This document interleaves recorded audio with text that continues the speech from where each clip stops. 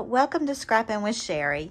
I am still playing around with the Birthday Bonanza collection, and I wanted to show you a quick border idea using one double-sided paper from the Birthday Bonanza collection. I chose this with the multicolored little asterisk is what it looks like all over it. It's got a pink on the background, and then I chose a piece of cardstock in blue. Now this blue is not even actually in the pattern here, but I like the color of this specifically with the pictures that I will be using this border with. So I went ahead and chose that. I'm going to be using the Balloons and Stars border punch. That's the newest border punch that came out with the Birthday Bonanza. My 12-inch trimmer, my personal trimmer, my repositionable tape and regular tape, and of course foam squares with a couple of embellishments. So let's get started. The first thing I'm going to do is use my cardstock to cut two of these borders. Now remember, when you're using the border punches, you line up on the little black line that's on the front of the border punch. You can line up on either side to start. I typically line up on the right side for some reason. You punch and you slide, and you're covering up this blue area underneath. And I'm just going to keep doing that until I've gone all the way down. Now, occasionally you may mess up a little bit and you have a little glitch, but they're never so bad that it causes a ton of problems, I've discovered. I can always cover up a glitch. What about you? So we've got one done, and I'm going to do one more in the blue, just like that. Again, I'm lining up with the little black line on the front first, and then I'm just going to punch and slide. And you may be hearing my ceiling fan in the background. We have actually been without air conditioning in the upstairs of our house for a week and a half. It'll be 2 weeks in 2 days. And in Alabama in the summer, that's not necessarily a good thing. So we've been spending a lot of time under ceiling fans. Fortunately, our downstairs unit got fixed about a week ago, so at least we can sleep comfortably, but it's a little warm. Today it got up to right around 100, not in the house, but for the overall temperature, it was near 100 today, so it's been pretty warm. Okay, let me just empty those excess pieces off, and then I'm going to go back and use this on the pink side of this. Now, it doesn't really matter which side I punch, obviously, and this is not really directional, so it doesn't matter which edge I use first, but I'm going to punch only one pink. And you know, I said I was going to punch it in pink, and then look what I did. I am punching it with the design showing. We'll see in just a second if that makes a problem or not, because I know a way to fix it if it does. Let's get rid of all these little scrappy pieces. So it does make a difference, specifically because I need all of these pieces to line up exactly right. The good thing is, because we used cardstock here, all we've got to do is flip those. So that's pretty convenient. Now you see I've got little edges right here that when I cut, they were right on the edge of the border system, and I can just pull those off. Easy peasy. And I'm just going to go ahead and pull these off. So we've got two cut out of the blue cardstock, one cut out of the pink, and then let's go ahead and use our 12-inch trimmer and do the rest of our cutting, and then I'll show you how we're going to put this together. So this part of the border is going to be on top. We're going to put the pattern right behind these, and I want my pattern to be about 1.5 inches. So I'm going to my 1.5 inch mark, and I'm just going to make a straight cut with that.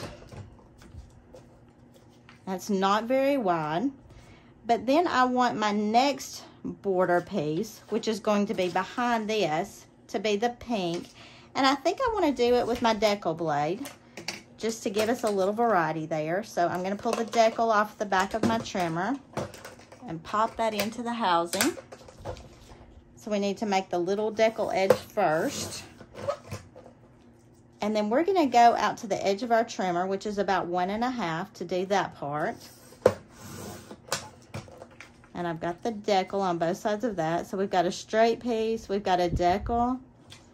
And then to bring this blue back in, the blue cardstock, I'm gonna go back to my straight edge, my straight blade, and I'm gonna cut this at 2 inches.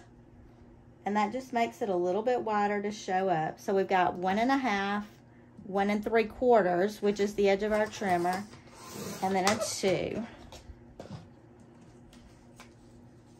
And when those are layered, look how pretty those are gonna be. Now, I don't know what my background paper is going to be just yet. And you can see my blue is not showing up really well. I think I'm gonna go about 2 1/4 on that. I'm gonna go back and recut that to make it just a little bit wider. Because the pictures I'm going to use, I was actually wearing a blue dress. My birthday cake was blue. So I want it to be a little bit more standout. There's my 2 1/4. And that looks a lot better. All right, so that's what our border background is going to look like. But let's look at how we're going to put together our balloon border to go on it. Now, I pulled out my silicone mat.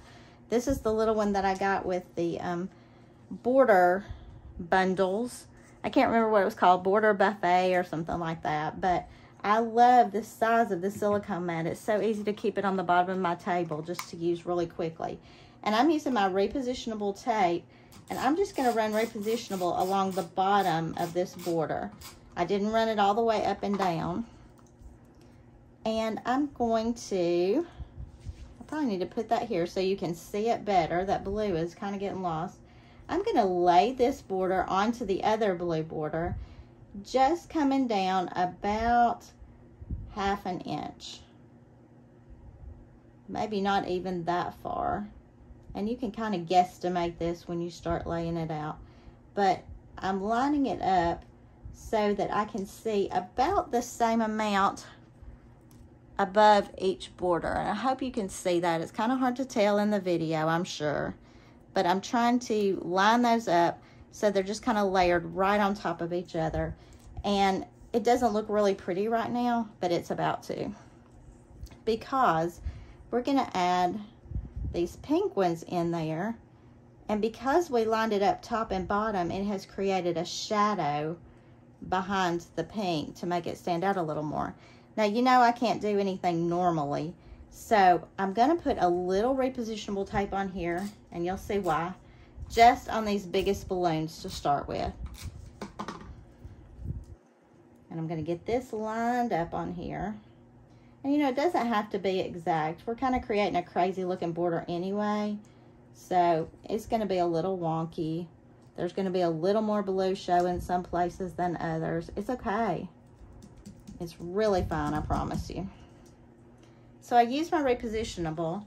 And then we're going to add these onto this border. But we're going to add them at a little bit of an angle. And that's where I'm probably going to use my personal trimmer. So what I'm going to do is put a little repositionable on here. And I'm just going to angle this border right there. And I'm going to slide it. Nope, we're going to have to use the 12-inch for this, y'all. Back to our 12. I'm going to slide it in so my pink is right on my cutting line. And I'm just going to cut off the little excess there. And then I'm going to turn it around and cut off the excess on this side. Now again, the pink is just lined up right along the cutting line on my 12-inch trimmer. But I've got one. Then I'm going to go back and I'm going to put this, maybe this direction. And add a little bit of repo. I'm trying to get that biggest balloon in there and then part of the other balloon. And I'm going to cut it again. And again, I'm just cutting the excess off by lining my pink up on the line. And I know there's probably an easier way to do this. I could make several borders and line them up and cut once, but I didn't really want to waste a lot of that patterns paper. So in order to use it efficiently, I felt like I had to do it this way. You may find a better way to do it. I'm gonna put a little repo on that. Just line it up and do the same thing. Now you see I'm cutting a pretty big area off of that, and I'm okay with that because I really want the balloons to show up a lot. This Birthday Bonanza collection has some of the prettiest papers in it. I have heard some people say that they felt like it was probably a little too girly. I don't necessarily feel that way because I think a lot of it is what you choose to pull out. So, a little more repo tape, and you can tell we're getting near the end on this. And the reason that you would do this part before adding it to your background border is so you can cut off all these little excess pieces. If you add this to the other background, then you're not going to have the ability to cut it off. And you know, I think 5 of these is probably going to look best. So I may move them around just a little bit just to get my spacing a little bit more even. Isn't that the beauty of repo tape? That repositionable tape makes a lot of these trial and error things a little bit better to deal with.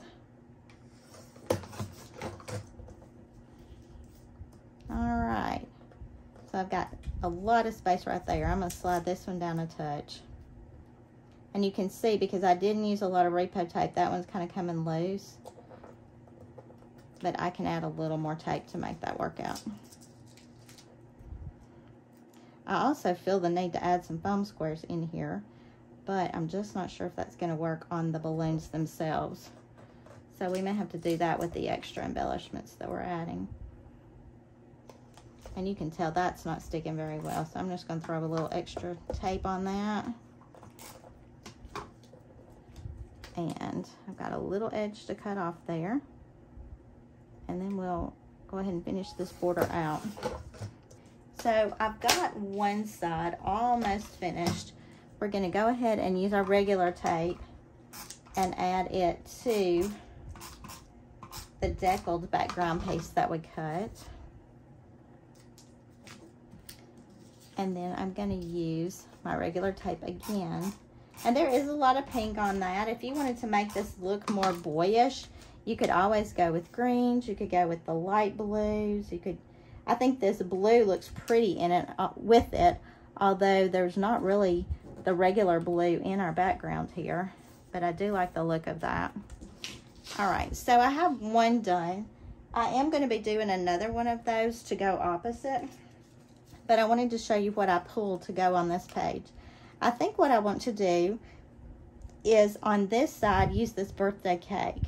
I like the look of that, but because it is so big, I feel like it needs to go down at the bottom. Typically what I would do is a design on the left-hand side up at the top and a design on the right-hand side at the bottom. But I don't really feel that for this because I think I want the birthday cake to be first and I want it on the left side of my page. So I'm going to pull some of these giant foam squares from the foam square variety pack. Pull a small one for the base here. And then one more right up here in the middle. This birthday cake is pretty big, so you don't really need a lot of embellishment with it. But I do feel like it needs to be near the bottom because it's just such a big embellishment. Now, let me go ahead and just cut the other pieces really fast.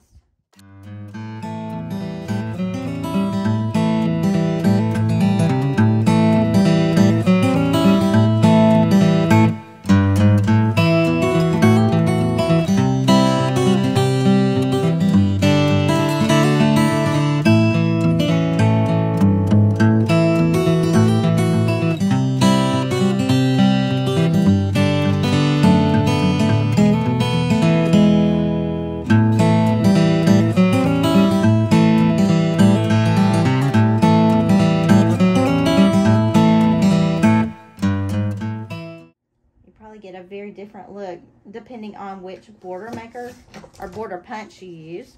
You could do this with the border maker cartridges. You could do a lot of variety with this particular idea. Now remember I mentioned I like one design to go near the top, one design to go near the bottom. I do have a little edge right there on the bottom I need to shave off. And I even have a few little balloons left over. Let's go ahead and stick this border together. At some point in time, I think I may have mentioned on a video too, I like to do borders up and down a lot because so many of my pictures are up and down, and side borders lend themselves really well to a lot of vertical pictures. So that's a really good rule of thumb for me when creating borders ahead of time, is I tend to like my borders to go up and down when I don't really know exactly what's going to happen with the border itself. Now, this seems a little heavy to me on the bottom, but I think I'm going to leave it. And I want to stick my birthday wishes and this birthday cake up here. Now, I know that the birthday cake is probably going to hang off, and I'm good with that. And birthday wishes is probably going to hang off a little over here as well.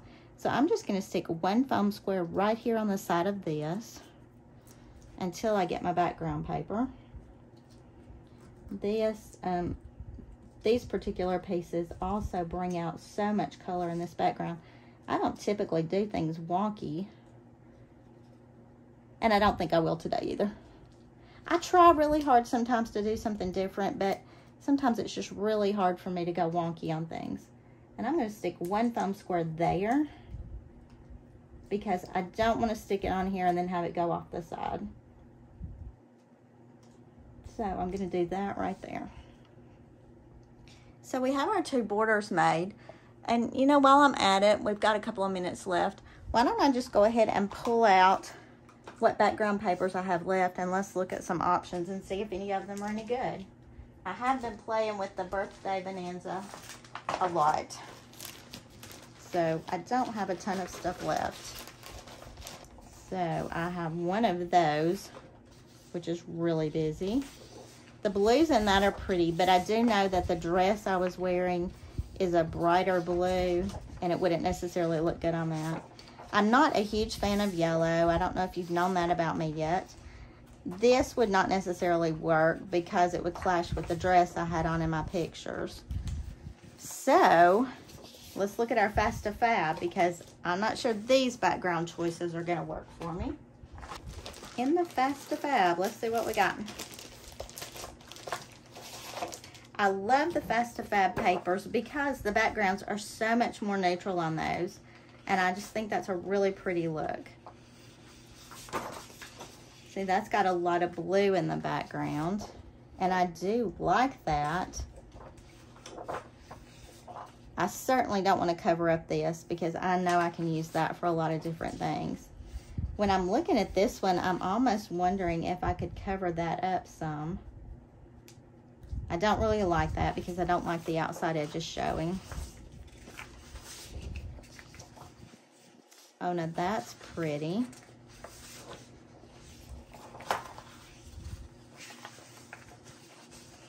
All right, I think we may have found something. Now, we could do a couple of things here, and I know for some of you, just covering up some papers that are, some designs that are already there would drive you insane. That doesn't necessarily bother me a whole lot, because I could pull this right over here. I've got more stars going on here, and I kind of like that. That just gives me another row of the stars, and they're actually a little bit bigger, the asterisks, whatever they are. So I like the look of that. We could also go on the back side of this probably and do something like this, except I'm not really trying to pull out the purple.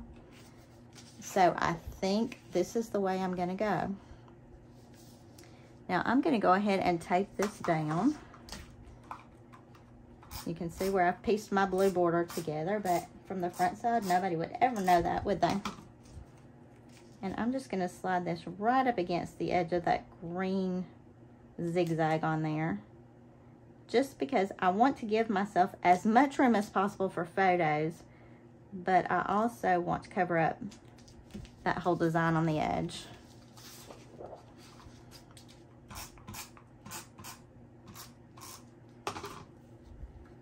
So here again, I'm covering up the green on the edge, sliding my border right up against that. And we have a 2-page spread ready for our pictures. you'll see the completed page before and after this video showing you how to do this. I hope you like this idea. Give it a shot. Tell me which border punches you have tried this with and what kind of success you have gotten. Until next time, happy scrapping.